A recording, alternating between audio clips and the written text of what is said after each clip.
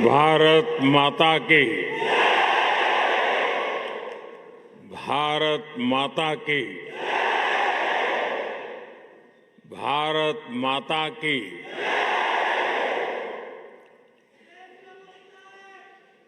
इतना प्यार, इतना उत्साह, सच कहूं कुछ देर के लिए मैं भूल ही गया था कि मैं नीदरलैंड में हूं।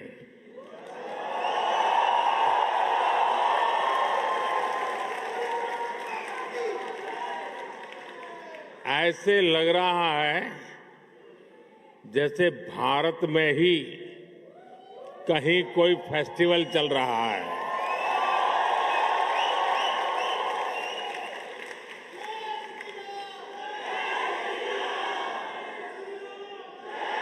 वैसे तो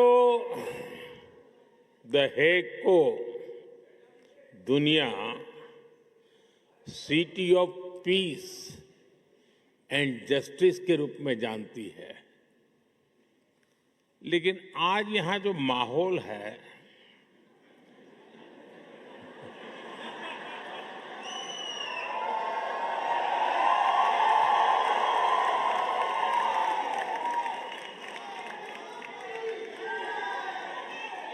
इस माहौल को देखकर लग रहा है कि the Hague living symbol of Indian friendship बन गया है।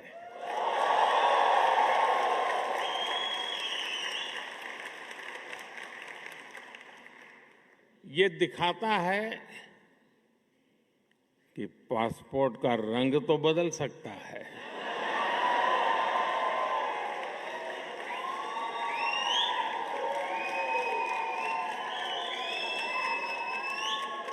एड्रेस भी बदल सकता है, टाइम जोन भी बदल सकता है, लेकिन मां भारती की संतानें कहीं भी रहें, ये गर्मजोशी, ये वाइब्रेंसी, लाइफ को सेलिब्रेट करने का जज्बा, ये हमारे हमेशा हमेशा हमारे साथ रहता है।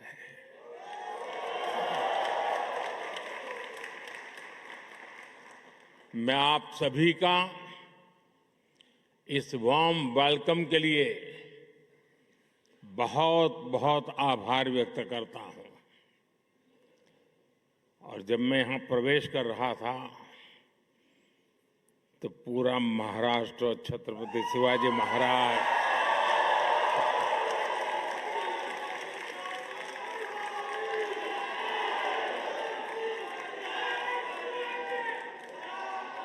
और मेरो प्यारो राजस्थान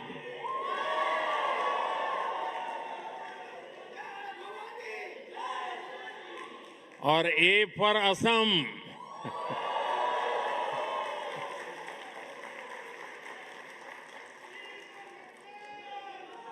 साथियों, आप सभी से मुलाकात के बाद आज मुझे हिज मैजेस्टी द किंग और हर मैजेस्टी द क्वीन से मिलने का अवसर मिलेगा। इसके साथ ही प्रधानमंत्री राव यतेन से भी विस्तार से कई विषयों पर चर्चा होगी। बीते वर्षों में जब भी मेरी नीदरलैंड से यहां के लीडर से बात हुई है, ये हमेशा भारतीय डायस्पोरा की बहुत प्रशंसा करते आए हैं।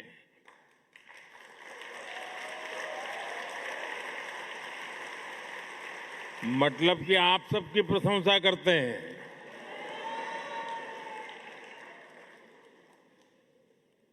आप नीदरलैंड्स के समाज और यहां की इकोनॉमी में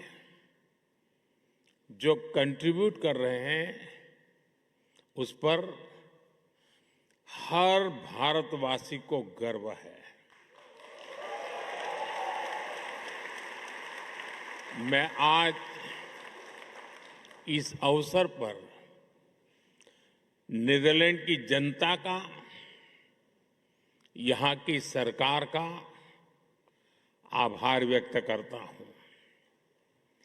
मैं यहां की जनता को 140 करोड़ भारतवासियों की तरफ से अपनी शुभकामनाएं देता हूं।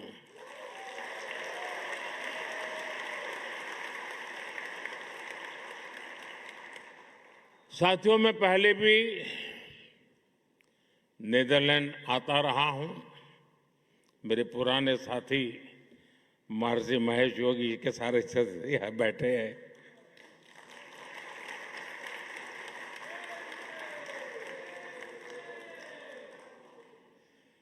और यहां रहने वाले भारतीय समुदाय से भी मेरा खासा परिचय रहा है। यहां बैठे अनेक परिवारों की कहानी केवल माइग्रेशन की कहानी नहीं है।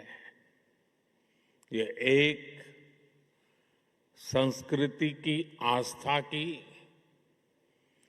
तमाम संघर्षों के बीच ये प्रगति की कहानी है।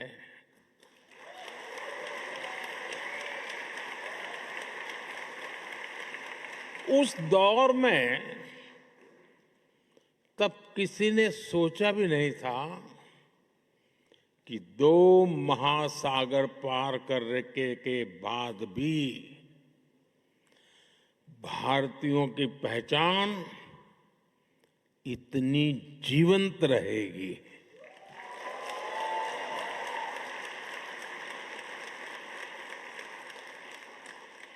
आपके पूर्वज बहुत कुछ पीछे छोड़कर आए थे, लेकिन कुछ चीजें हमेशा उनके साथ रही। अपनी मिट्टी की खुशबू, अपने त्योहारों की स्मृतियां, भजन की धुनें और अपने पूर्वजों के संस्कार। साथियों, मानवता का इतिहास साक्षी है कि समय के साथ अनेक संस्कृतियां मिट गई, लेकिन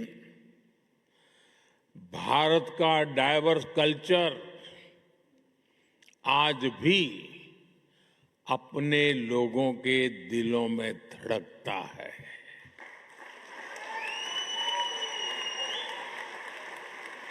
पीढ़ियां बदल गई, देश बदल गए, परिवेश बदल गए, लेकिन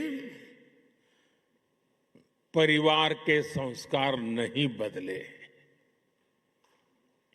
अपनापन नहीं बदला। आपने डच भाषा को अपनाया, लेकिन अपने पुरखों की भाषा को भी छोड़ा नहीं।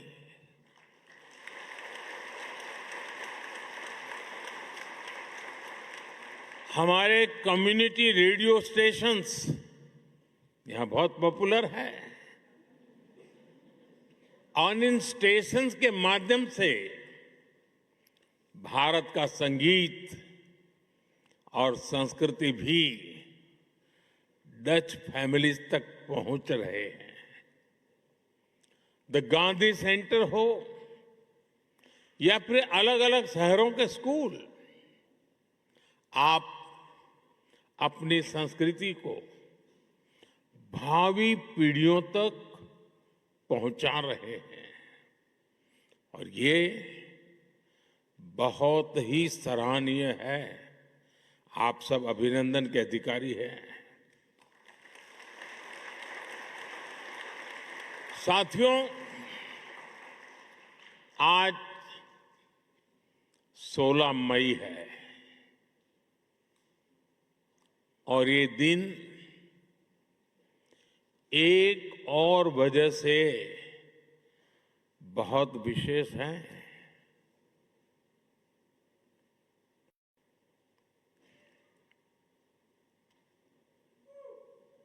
सोच रहे हैं ना?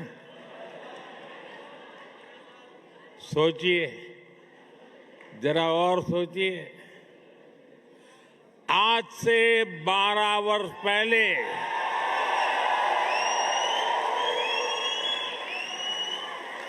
2014 में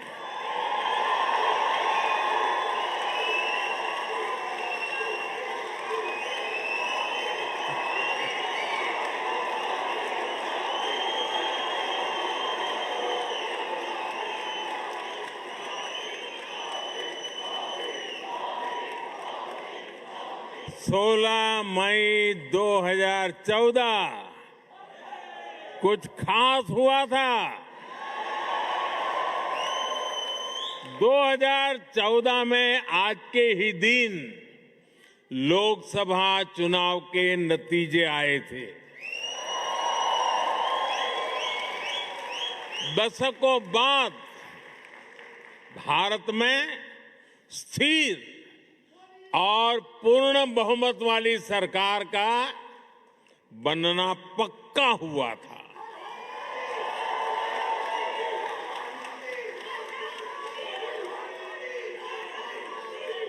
एक वो दिन था और एक आज का दिन है। कोटि कोटि भारतवासियों का विश्वास मुझे न रुकने देता है और न थकने देता है।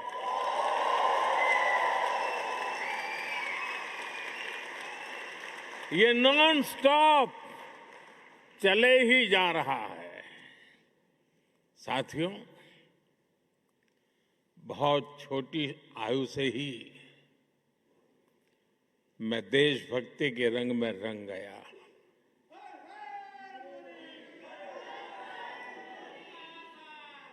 आप ही मेरा परिवार बन गया।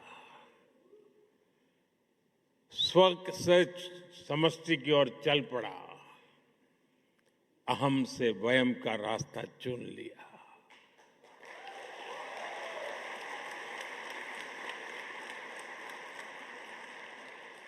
और फिर तो आपका सुख ही मेरा सुख बन गया। आपका कल्याण ही मेरा कर्तव्य बन गया।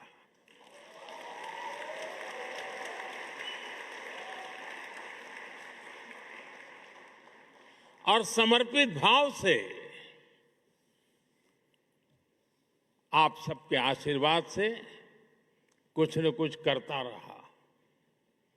लेकिन जनता जनार्दन का इतना प्यार मिलेगा, ये तो कल्पना में भी नहीं था।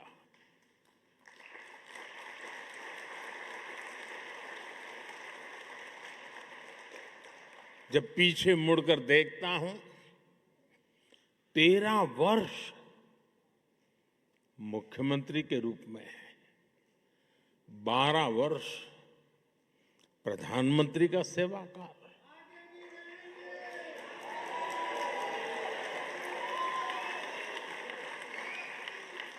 डेमोक्रेटिक वर्ल्ड में 25 वर्षों तक करोड़ों करोड़ वोटर्स का लगातार समर्थन, ये मेरे लिए बहुत ही बड़े सौभाग्य की बात है। मेरे लिए ये सिर्फ एक आंकड़ा नहीं है, ये आपके आशीर्वाद, ये मेरी बहुत बड़ी पूंजी है। देश का ये प्यार, ये आशीर्वाद मुझे अपने जीवन का पल पल देशवासियों के सपनों को पूरा करने के लिए प्रेरित करता है। साथियों, दुनिया का कोई भी देश हो, अगर उसे आगे बढ़ना है तो उसे बड़े सपने देखने ही होंगे।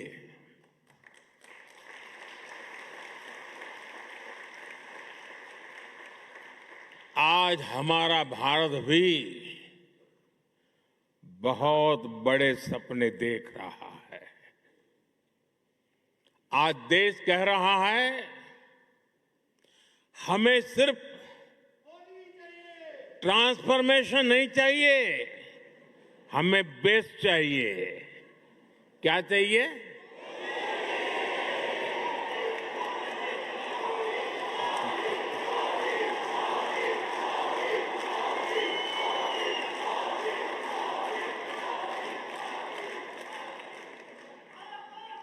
और हमें सिर्फ बेस्ट ही नहीं, हमें फास्टेस्ट चाहिए। और इसलिए जब भारत में एस्पिरेशंस अनलिमिटेड है तो एफर्ट्स भी लिमिटलेस हो रहे हैं। जैसे भारत के युवाओं का उदाहरण है, आज भारत का युवा आसमान छूना चाहता है, वो स्टार्टअप शुरू करना चाहता है, वो क्वालिटी प्रोडक्ट्स बनाना चाहता है, वो ड्रोन मैन्युफैक्चरिंग करना चाहता है, वो एआई और सेमीकंडक्टर की दुनिया में भारत को आगे ले जाना चाहता है।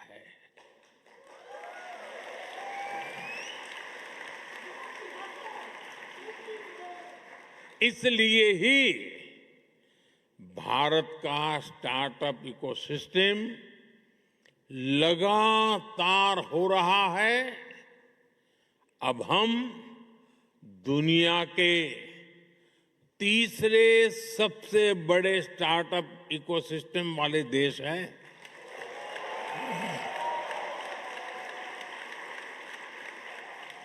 और साथियों, आज भारत की एस्पिरेशन सिर्फ अपनी सीमाओं तक नहीं है। भारत चाहता है वो ओलंपिक्स होस्ट करे, ग्लोबल मैन्युफैक्चरिंग हब बने, ग्रीन एनर्जी लीडर बने और दुनिया का ग्रोथ इंजन बने।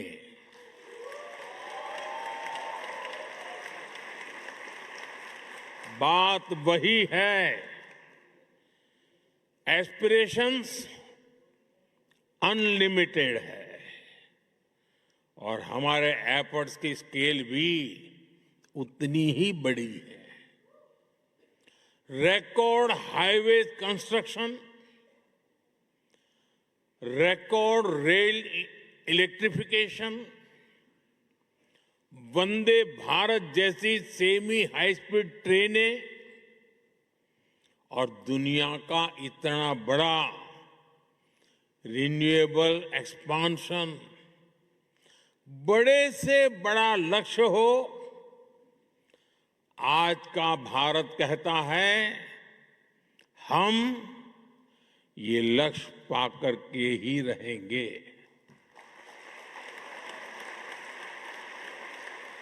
और हम ये करके दिखा रहे हैं। साथियों, आज का भारत एक अभूतपूर्व परिवर्तन के दौर से गुजर रहा है। आपने हाल में देखा होगा कि दुनिया की सबसे बड़ी और सफल एआई समिट भारत ने आयोजित की।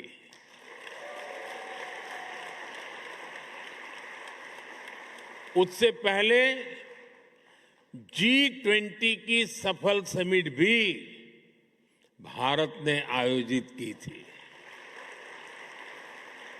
और ये कोई वन टाइम इवेंट नहीं था, ये आज के भारत का मिजाज बन गया है। दुनिया का सबसे बड़ा यूनिक आइडेंटिफिकेशन प्रोग्राम भारत ने चलाया। दुनिया के सबसे बड़े फाइनेंशियल इंक्लूजन प्रोग्राम में से एक भारत ने चलाया। जिस स्केल पर भारत डिजिटलाइजेशन कर रहा है वो अभूतपूर्व है। दुनिया की सबसे बड़ी government funded health insurance scheme Bharat चला रहा है। और हां, चांद पर भी भारत वहां पहुंचा जहां पहले कोई नहीं पहुंच पाया था।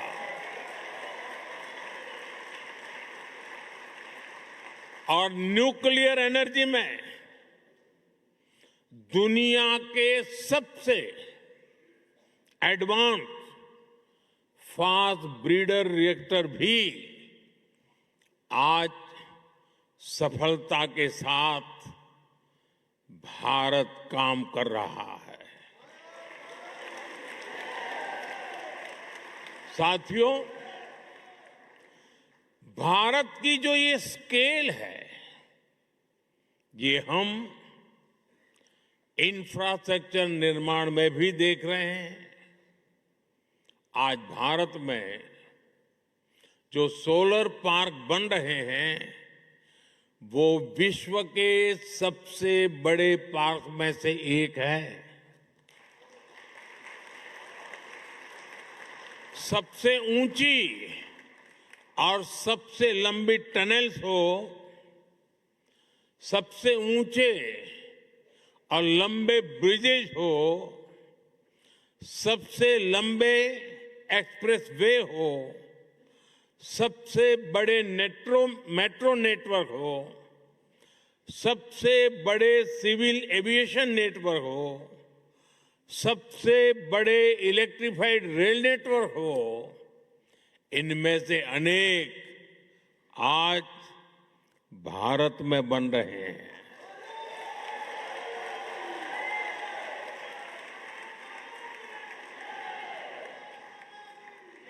बीते सालों में भारत ने धरती से चंद्रमा की दूरी जितनी है, सुन लीजिए, धरती से चंद्रमा की जितनी दूरी है उससे भी 11 गुना 11 टाइम अधिक ऑप्टिकल फाइबर बिछाया है।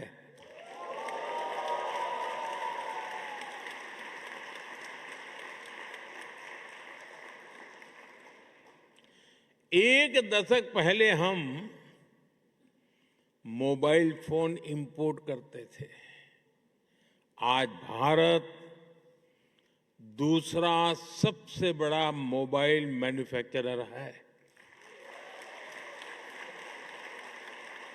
साथियों, ये जो स्पीड और स्केल है, इसके अलावा आज के भारत की एक और पहचान है।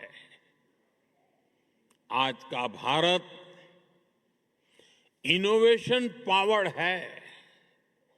हमारे डिजिटल पब्लिक इंफ्रास्ट्रक्चर की चर्चा आज पूरी दुनिया में होती है। ये भारतीयों के इनोवेशन का बहुत बड़ा प्रमाण है। आज पैसा रखना है तो डिजिटल वॉलेट है,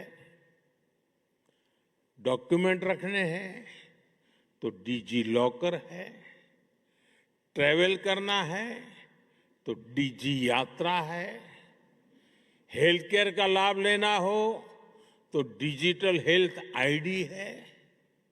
साथियों, आज भारत में हर महीने 20 बिलियन से ज्यादा यूपीआई ट्रांजैक्शन होते हैं। यानी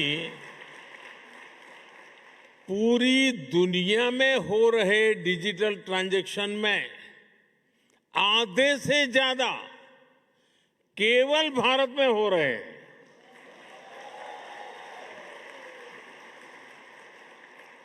और स्टार्टअप तो आज भारत के युवाओं का मिजाज बन चुका है। 12 साल पहले देश में 500 से भी कम स्टार्टअप्स थे। आज ये संख्या बढ़कर 2 लाख से ज्यादा हो गई है।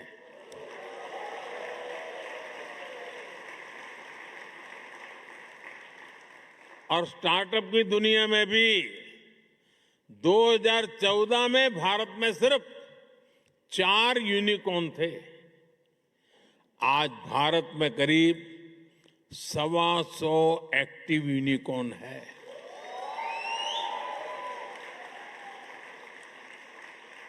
दो 2025 में ही करीब 44,000 और नए स्टार्टअप रजिस्टर हुए हैं।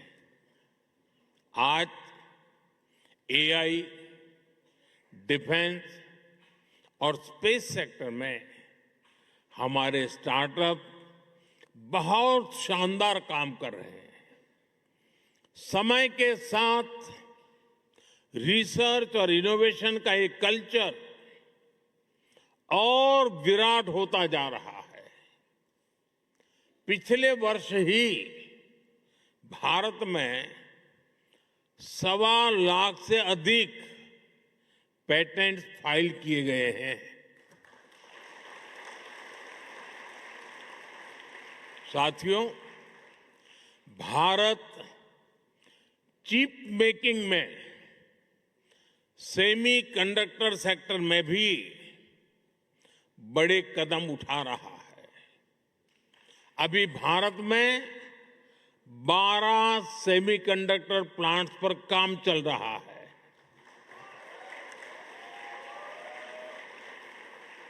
इनमें से 2 प्लांट्स में प्रोडक्शन भी शुरू हो चुका है। यानी अब चिप भी design India, made in India होगी।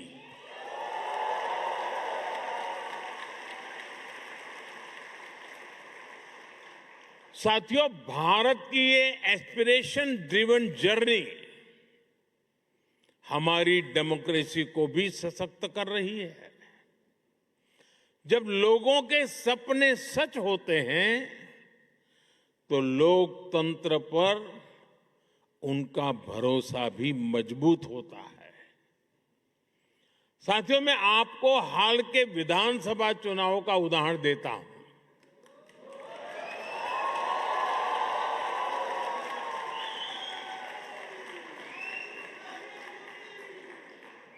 असम, बंगाल,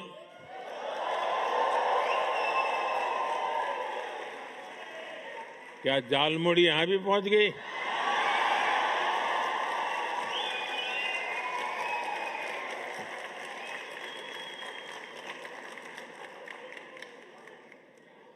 असम, बंगाल, केरलम, तमिलनाडु और पुडुचेरी में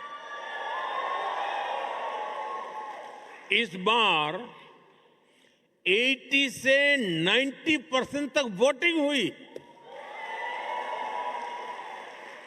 और इसमें भी विमेन पार्टिसिपेशन बहुत ज्यादा बढ़ी है। और ये हर राज्य का ट्रेंड है।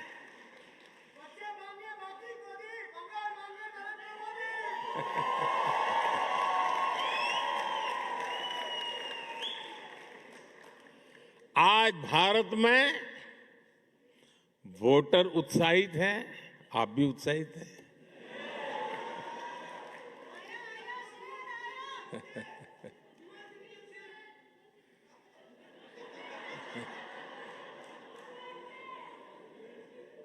साथियों, हमें गर्व होता है हर साल वोटिंग के रिकॉर्ड टूट रहे हैं।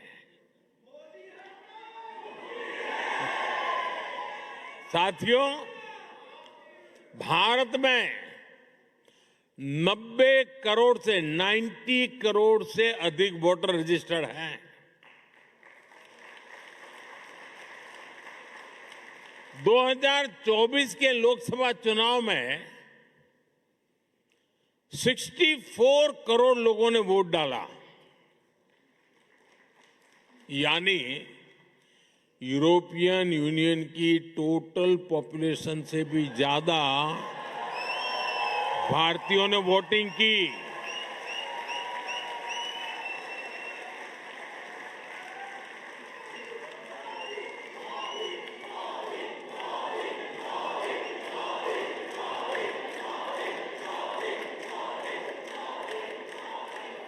भारत अपने हर सिटीजन की डेमोक्रेटिक पार्टिसिपेशन को वैल्यू करता है और मदर ऑफ डेमोक्रेसी के रूप में ये हम सभी के लिए बहुत गर्व की बात है। साथियों, भारत जब सफल होता है तो पूरी मानवता को उसका फायदा होता है, लेकिन आज मानवता के सामने अनेक बड़ी चुनौतियां भी है। आज की दुनिया किस तरह नई नई चुनौतियों से जूझ रही है। पहले कोरोना आया, फिर युद्ध होने शुरू हो गए और अब आज की एनर्जी क्राइसिस है। ये दशक दुनिया के लिए आपदाओं का दशक बन रहा है। हम सभी देख रहे हैं, अगर ये स्थितियां तेजी से नहीं बदली गई तो बीते अनेक दशकों की उपलब्धियों पर पानी फिर जाएगा। दुनिया की बहुत बड़ी आबादी फिर से गरीबी के दलदल में चली जाएगी। साथियों, ऐसी वैश्विक परिस्थितियों में आज दुनिया रेजिलिएंट सप्लाई चेन की बात कर रही है और तब भारत और नीदरलैंड मिलकर एक ट्रस्टेड, ट्रांसपेरेंट और फ्यूचर रेडी सप्लाई चेन बनाने में जुटे हैं।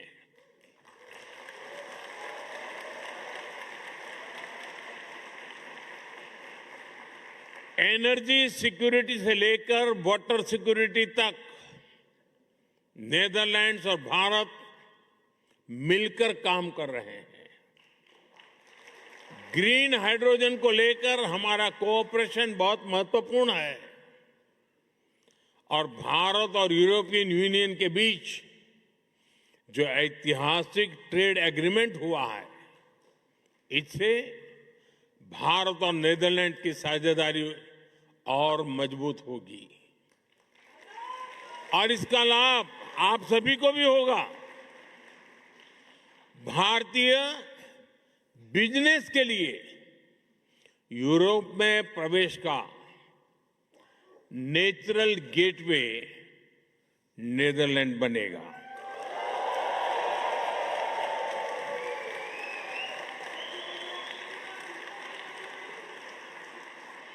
और इस जर्नी में हमारा डायस्पोरा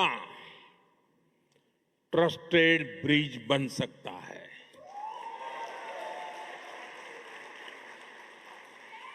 और मैं इसलिए कहता हूं कि डायस्पोरा इंडिया की एम्बिशन को भी समझता है और यूरोप के स्टैंडर्ड्स को भी जानता है। इससे यहां बसे भारतीयों को भी भारत के हाई क्वालिटी प्रोडक्ट्स के अधिक अवसर मिलेंगे। साथियों, नेदरलैंड ट्यूलिप की धरती है और यहां के खूबसूरत ट्यूलिप्स को देखने के लिए दुनिया भर के लोग यहां आते हैं। भारत में भी दुनिया के सबसे बड़े ट्यूलिप गार्डन में से एक हमारे जम्मू कश्मीर में है, श्रीनगर में है। और जिस तरह नेदरलैंड को ट्यूलिप्स के लिए जाना जाता है, वैसे ही भारत लोटस यानी कमल के लिए जाना जाता है।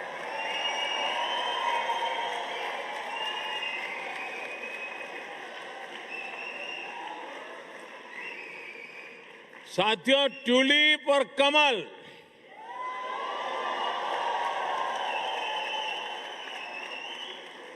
दोनों फूल हमें बताते हैं कि जड़ें चाहे पानी में हो या धरती पर, अगर सही पोषण मिले तो सुंदरता भी मिलती है और स्ट्रेंथ भी आ जाती है।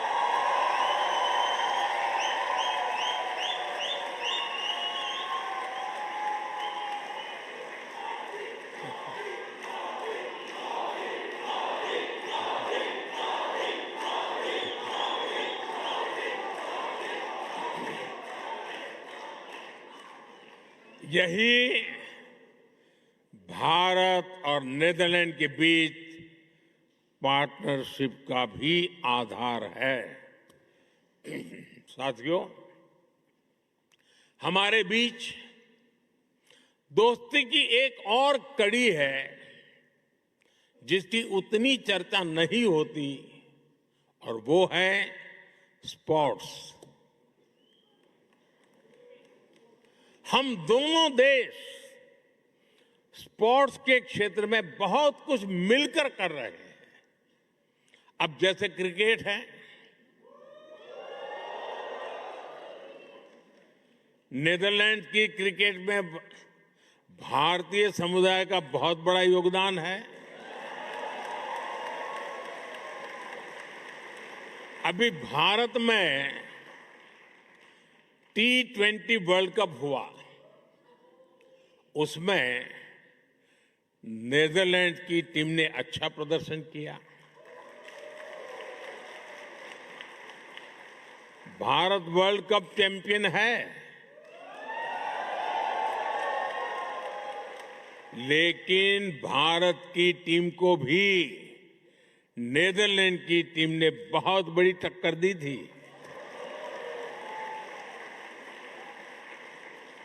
जब हम तेजा निदामनुरू और विक्रमजीत सिंह को नेदरलैंड की जर्सी में देखते हैं, या फिर जब आर्यन दत्त जैसे युवा खिलाड़ी डच क्रिकेट के फ्यूचर में कंट्रीब्यूट करते हैं, तो हम सभी को बहुत अच्छा लगता है। साथियों, जैसे क्रिकेट में भारतीयों का योगदान है, वैसे ही भारत की हॉकी में नेदरलैंड्स का भी बड़ा कंट्रीब्यूशन है। भारत की हॉकी को और अधिक निखारने में डच कोचेस की भी मेहनत रही है। हमारी विमेन हॉकी टीम बीते कुछ समय से शानदार परफॉर्मेंस कर रही है। इसमें कोच मरीन का अहम रोल है। और इस वर्ष तो हॉकी वर्ल्ड कप का होस्ट नीदरलैंड भी है और आप सभी को भारत के मैच देखने तो जाना ही जाना है। ये बात पक्की है कि वर्ल्ड कप जो भी कोई जीते, लेकिन इतना पक्का है कि इस ओलंपिक में भारत और नीदरलैंड की दोस्ती जरूर जीतेगी।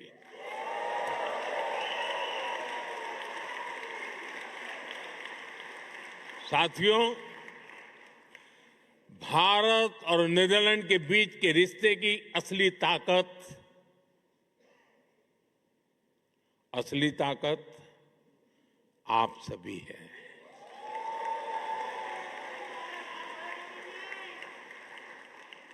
आप इस पार्टनरशिप के जीवंत सेतु हैं, जीवंत ब्रिज है।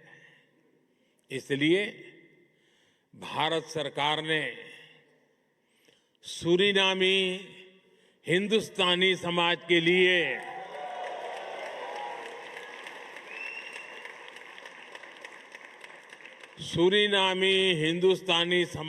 लिए OCI कार्ड की एलिजिबिलिटी चौथी पीढ़ी से बढ़ाकर छठी पीढ़ी तक कर दी है।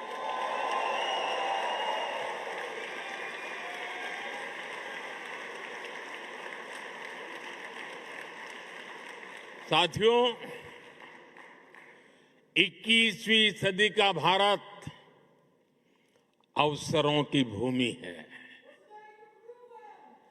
भारत टेक्नोलॉजी ड्रिवन भी है और ह्यूमैनिटी ड्रिवन भी है। भारत जितना एंशिएंट है उतना ही मॉडर्न बन रहा है। इसलिए ये समय भारत में आपके पुरखों के गांव से जुड़ने का भी है और विकसित भारत की जर्नी में भागीदारी का भी है।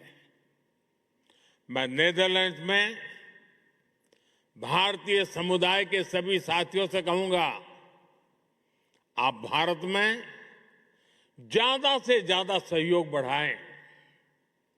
इससे भारत का सामर्थ्य भी बढ़ेगा और आपके इन्वेस्टमेंट पर रिटर्न भी ज्यादा मिलेगा।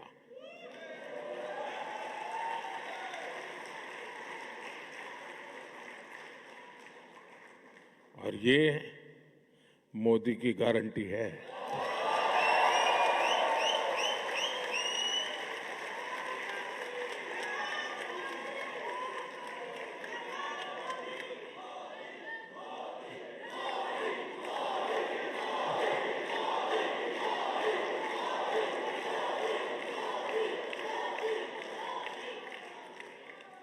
मैं इसी भाव के साथ इतनी बड़ी तादाद में आप सब आए, आप सबके दर्शन करने का सौभाग्य मिला, मुझे बहुत खुशी हुई। इसी भाव के साथ मैं अपनी बात समाप्त करता हूं। इतने गर्मजोशी भरे वेलकम के लिए फिर से आप सबका बहुत बहुत धन्यवाद। भारत माता की, भारत माता की, भारत माता की बहुत बहुत धन्यवाद। देवियों और सज्जनों, बहुत बहुत धन्यवाद। कृपया हमसे सूचना मिलने तक